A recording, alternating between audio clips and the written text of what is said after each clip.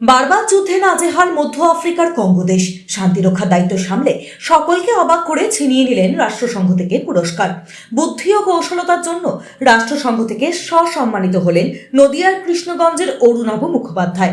প্রথম থেকে ওর ন্যাক ছিল যে ফৌজে দেখেছে, কাকা বাবাদের দেখেছে ফৌজে চাকরি করে, ফৌজের বিভিন্ন রকম মানে ব্যাপারে উৎসাহ বেশি ছিল প্রথম থেকে। সেই কারণে প্রাইমারি স্কুলে চাকরি পাওয়ার পরও, চাকরি 2 বছর করার পরও সে চাকরি ছেড়ে দিয়ে এমএতে ভর্তি হয়েছিল এবং সে ফৌজে চলে যায়।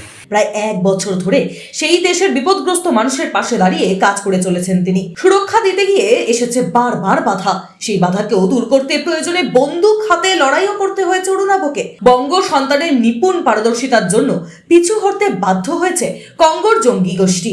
রাষ্ট্রসংঘের শান্তিরক্ষা মিশনের বিশেষ দলের সঙ্গে গিয়েছিলেন অরুণাভ।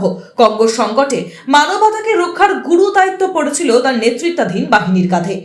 আমি অরুণাভ মুখার্জির ওয়াইফ শ্রাবণী মুখার্জি বলছি। 2024 সালে ইউনাইটেড নেশন পিস কিপিং অপারেশনের জন্য তিনি কঙ্গো পাড়ি দিয়েছিলেন। তো আজকে তার এই সাফল্যের জন্য সত্যি আমরা খুব গর্বিত। উনি নিজেকে দেশের কাজে নিজেকে এইভাবে উৎসর্গ করতে পেরে উনি নিজেও খুবই গর্বিত এবং তার সাথে সাথে আমরাও নিজেদেরকে অনেক গর্বিত মনে করছি। প্রতিটি ক্ষেত্রেই তিনি পারদর্শিতা দেখিয়ে জঙ্গি সংগঠনকে দুমড়ে মুচড়ে শান্তির ধ্বজা তুলে দিয়েছেন। এই পারদর্শিতার জন্য সফলভাবে দলকে পরিচালনা করবার জন্য বাঙালি যুবকের হাতে উঠেছে পদক। তার সাফল্যকে কুর্নিশ জানিয়েছে রাষ্ট্রসংঘ। পিস কিপিং মেডেল দেওয়া হয়েছে অরুণাভ বাবুকে।